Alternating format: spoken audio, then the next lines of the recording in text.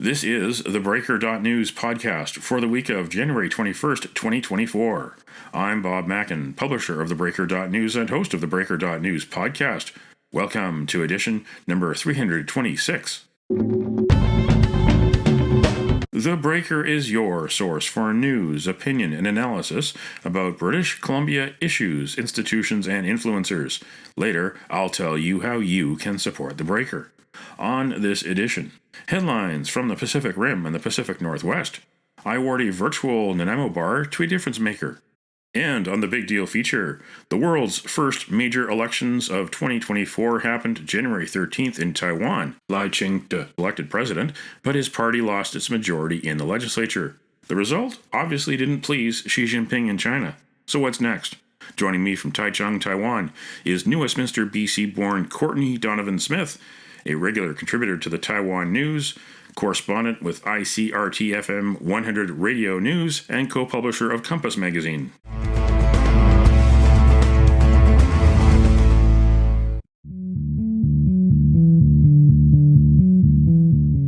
This is the Big Deal feature on the Breaker.news podcast. Last week, our guest, Jim Mullen, returned with his occasional view from Bowen Island.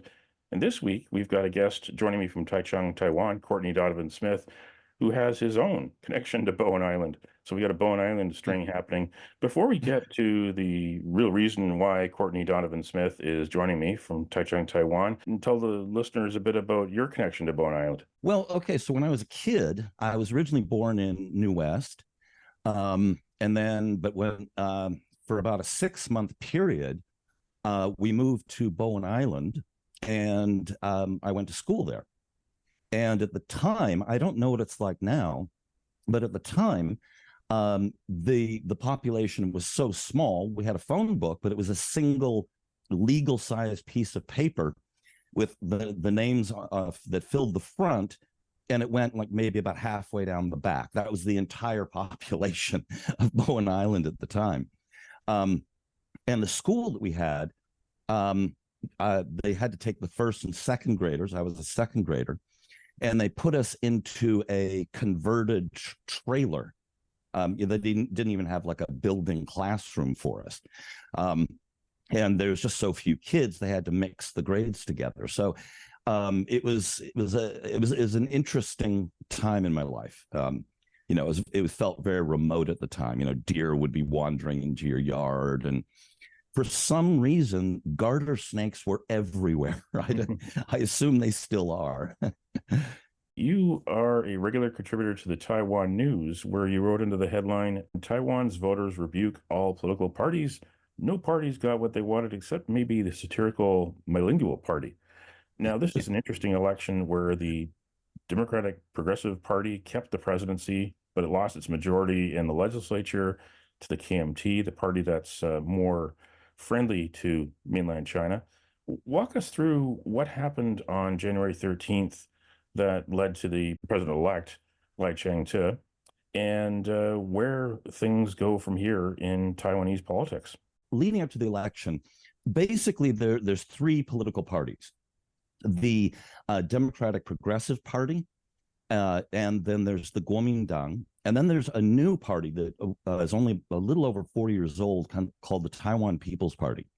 Now, the primary breakdown in Taiwan politics is not left and right, or conservative or liberal. It has to do with ideas of sovereignty, identity. So, for example, the Democratic Progressive Party believes in a stronger Taiwanese identity, Taiwanese sovereignty.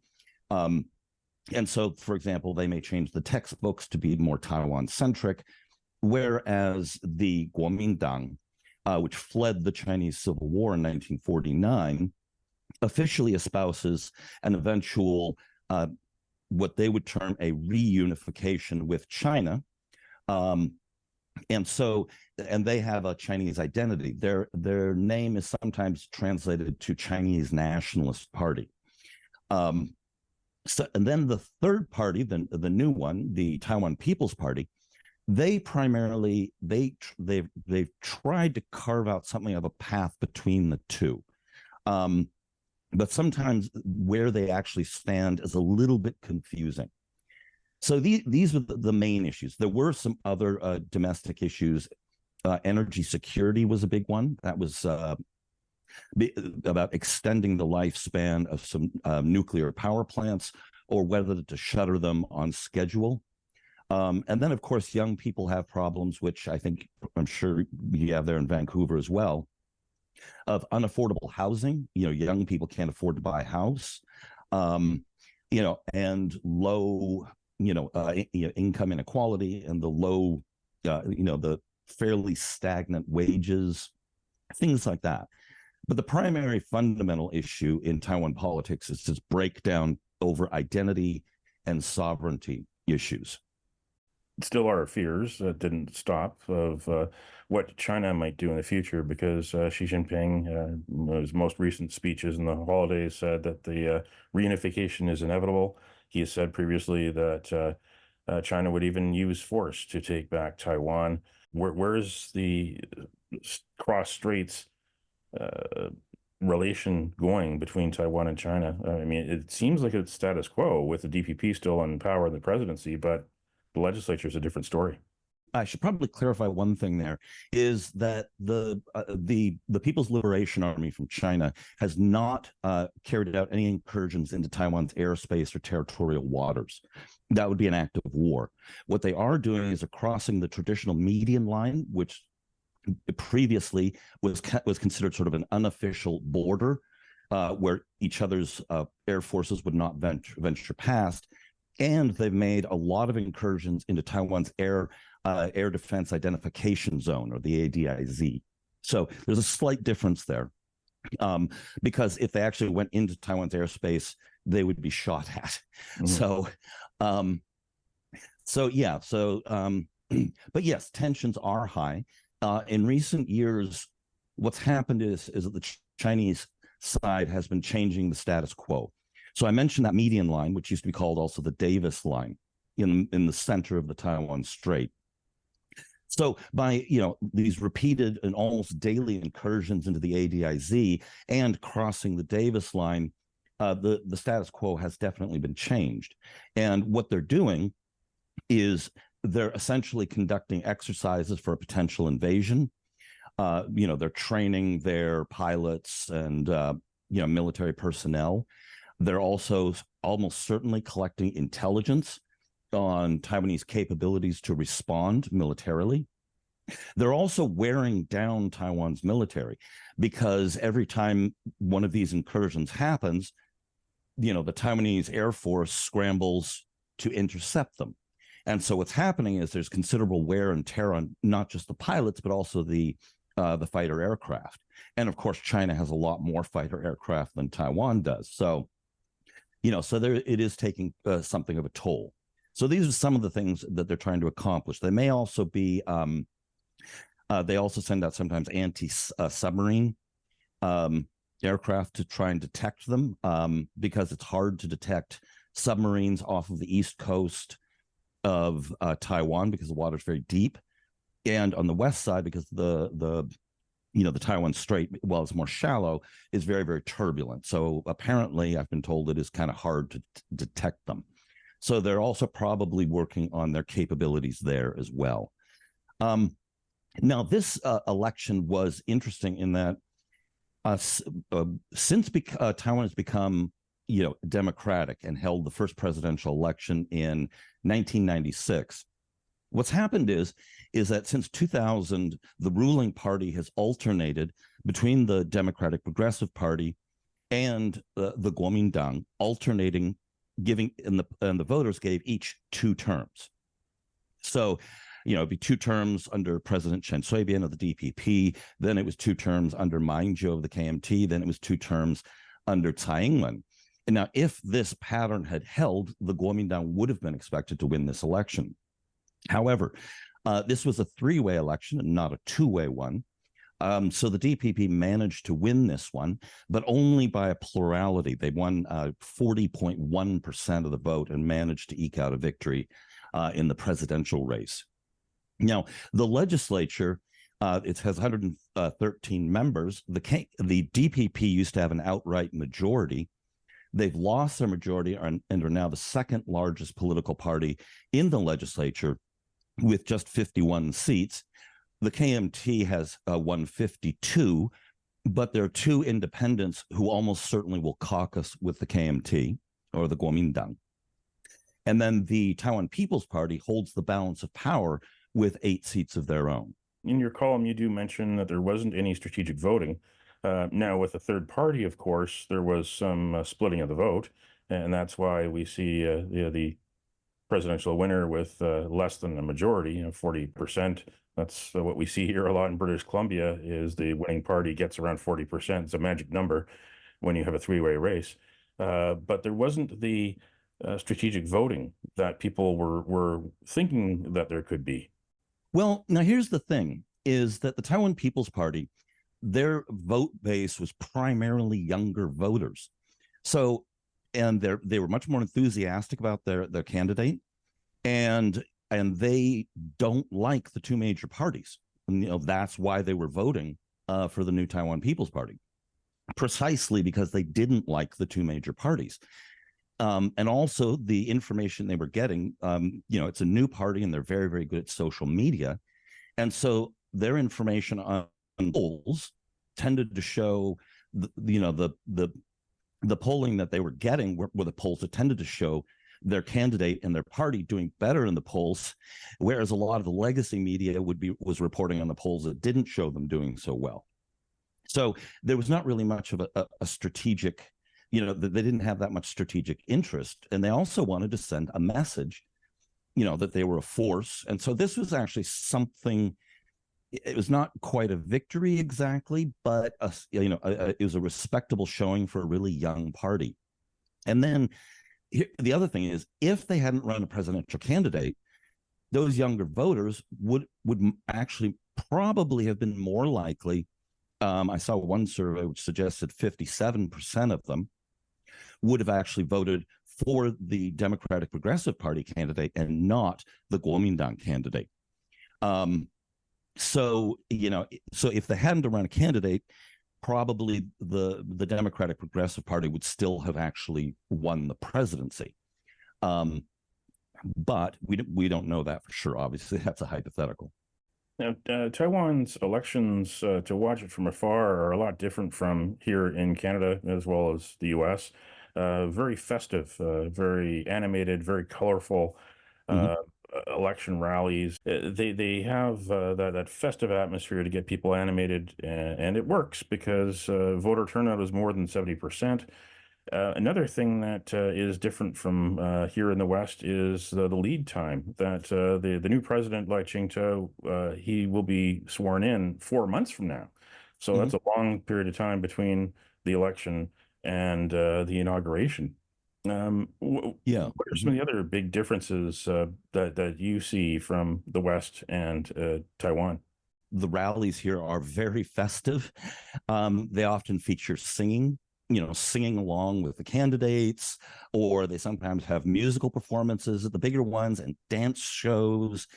And then what they'll do is they'll have, say, for example, a dance troupe come on, and then, they'll have some party figure come up and talk for a little bit about the politics and the candidate, and then they'll bring on, a musical act, and, and then when they, when they're actually, when the political figures are actually on the stage, they also interact with call and response chanting.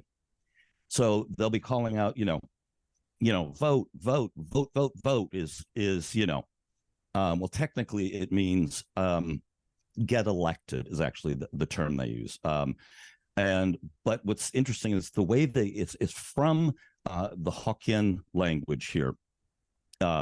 But because that's not a language that is written very easily in Chinese characters, so they render it as frozen garlic, and it's stuck. And so there's actually a lot of humor in Taiwan's political discourse. A lot of the terminology that they use is very interesting. For example, one very common terminology is to use the terms hen and chicks. And what the hen is the candidate at the top of the ticket. The chicks are downstream candidates. So, for example, the presidential candidate is the hen, and their job is to draw crowds, draw attention to the party, and draw attention to the downstream chicks, which would be the legislative candidates. Similarly, in a mayoral race, the mayor is the hen, and the city councilors are the chicks. So there's a lot of this kind of, colorful terminology going on in Taiwan's politics. Another thing that is, I think, really important and very impressive is how Taiwan actually physically conducts the election itself. This is something that I think the United States could learn a lot from, for example. The way that it works is there are polling stations all over the country. There's a lot of them. And they have poll workers, they have volunteers, people from, the parties are there. It's open to the public when they do the vote counting. So the public can be there, the press can be there, they can do their own tally. And what happens is when it comes time to actually count the ballots, they do what's called singing the vote. And what they do is they take out the ballot, they hold it up over their heads so it's visible to everyone, and they kind of chant out the name of who the vote goes to. And then on a big board in front of everybody to see, another poll worker adds another tally mark. So now, there's, usually each polling booth will be responsible for maybe about, 1,000 votes ish, roughly. So the polls end at 4 in the afternoon.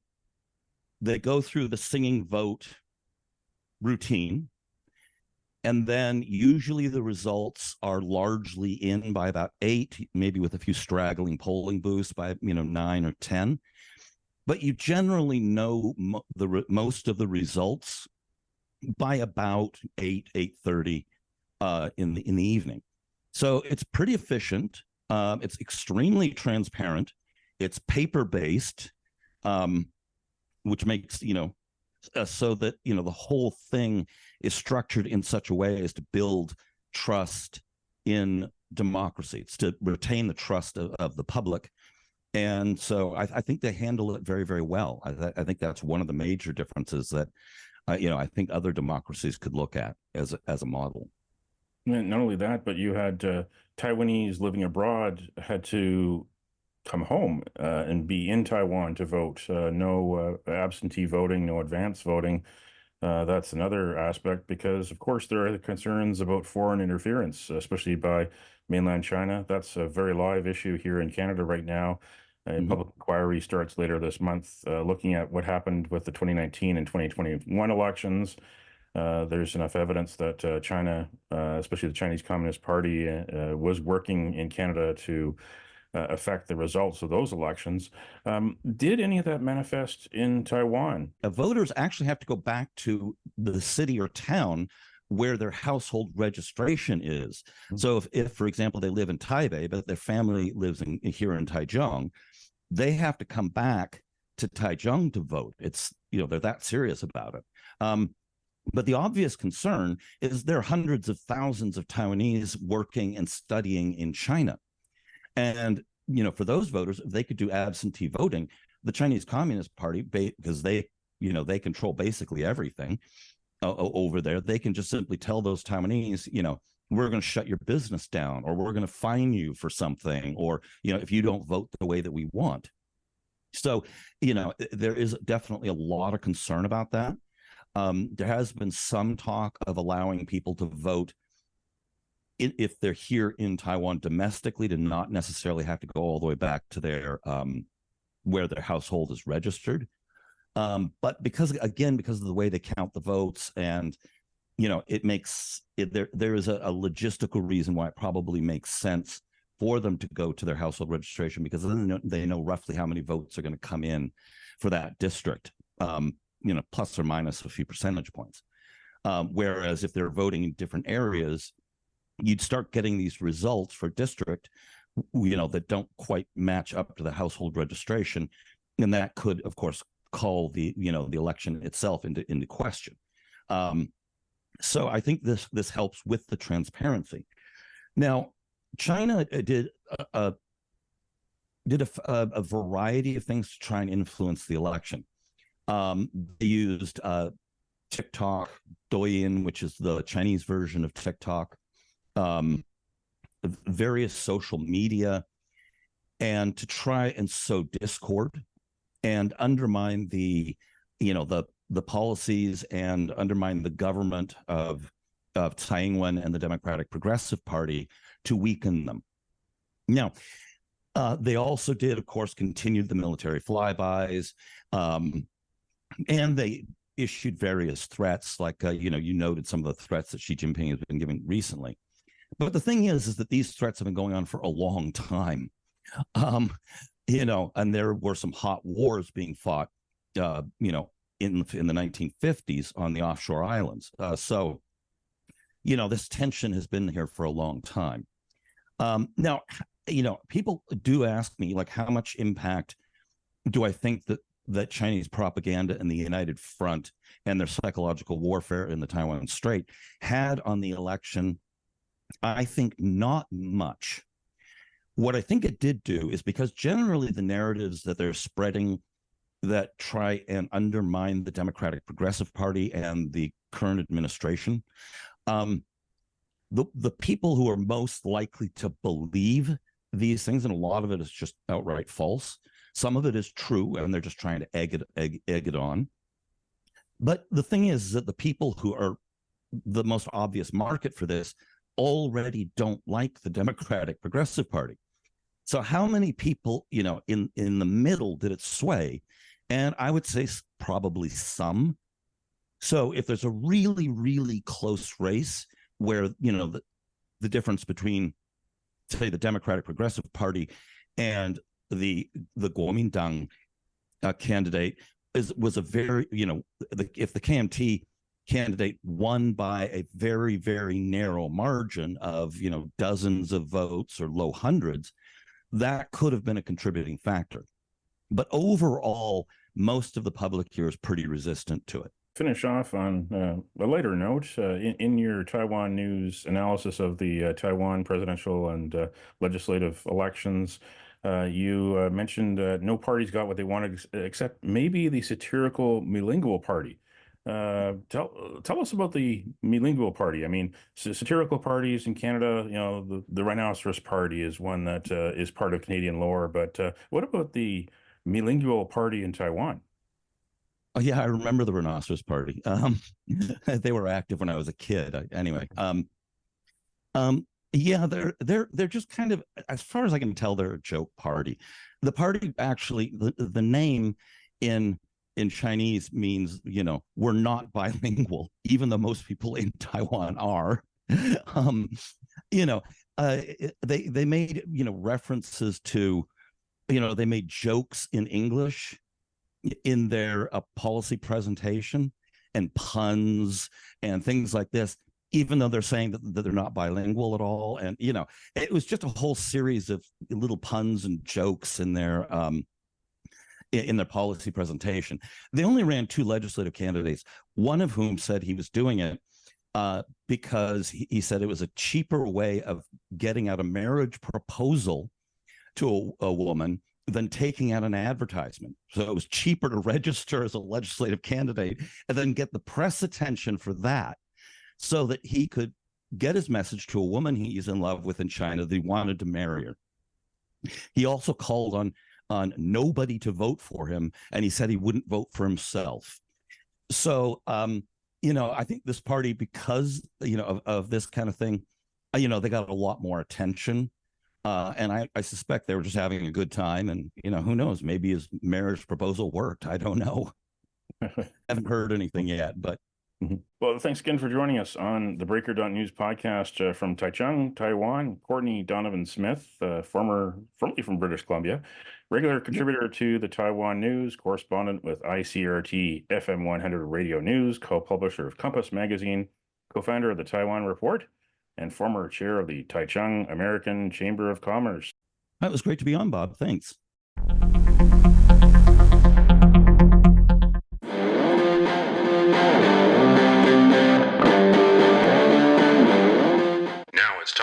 theBreaker.news podcast for Around the Rim. We look at news headlines around the Pacific Rim. In the Taiwan news, Philippine Defense Secretary rebukes China for criticizing Taiwan congratulatory message.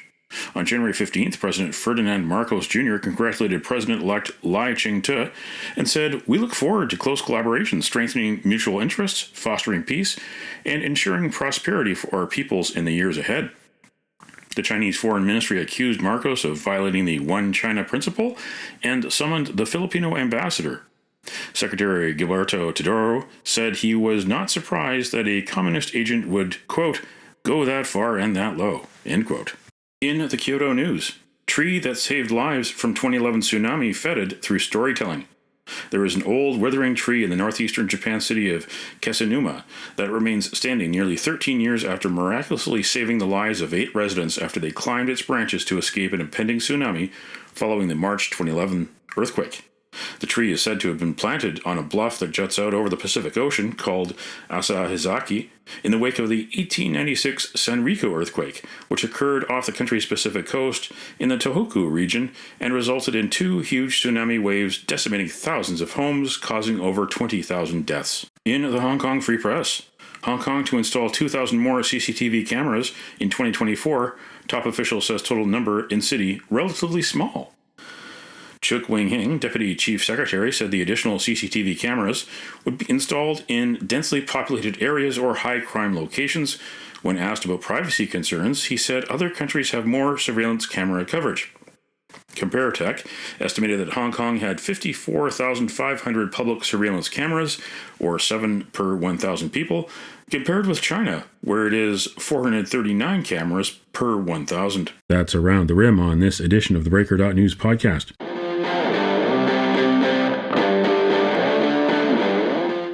It's time on the Breaker.news podcast for Cascadia Calling. We look at news headlines around the Pacific Northwest. In the Oregonian, Clackamas County eliminates Equity Office.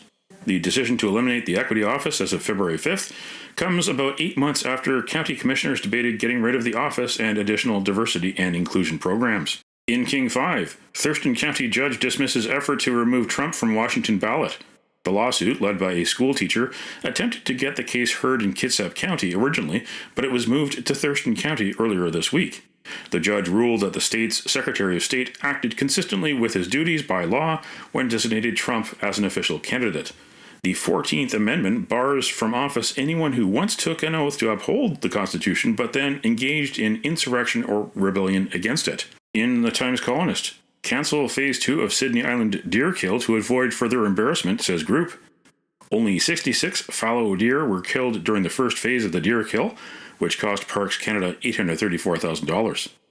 Parks Canada is spending $5.9 million on its plan to restore the Douglas fir ecosystem on the island, which involves removing invasive plant species, reintroducing and protecting native plants, and removing all the fallow deer, which have degraded the ecosystem since being introduced to Sydney Island as hunting prizes more than a century ago. That's Cascadia Calling on this edition of the Breaker.news podcast.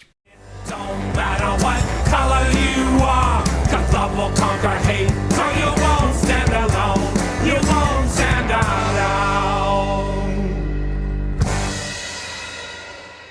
The virtual Nanaimo Bar, brought to you by Spruce Hill Contracting. Every week we end the Breaker.news podcast on a tasty note by awarding the goodness of a virtual Nanaimo Bar to people making a difference. A virtual version of the province's favorite dessert bar goes this week to prospectors, geoscientists, and mineral exploration companies across BC. It is Mineral Exploration Week in BC from January 21st to 27th. You can nominate someone for a virtual Nanaimo Bar. Send me an email to bob@theBreaker.news. Spruce Hill Contracting, custom homes and renovations. Find more information at sprucehill.ca.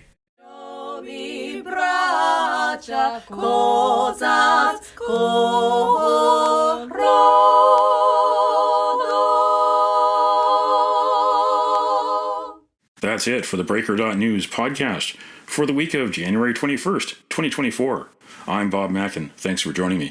Did you know that on the 21st of January in 2009, Israel withdrew from the Gaza Strip, ending a 3-week war with Hamas? Now you know. Send me your feedback. Send me your story ideas to Bob at theBreaker.news. Bookmark theBreaker.news. You can also find us at theBreaker.ca. Sign up for the free email newsletter and get updates to your inbox. And follow The Breaker News as news happens on X, formerly Twitter. And you can support The Breaker for as little as $2 a month. For more information, go to patreon.com/thebreakernews. That's patreon.com/thebreakernews. Until next week.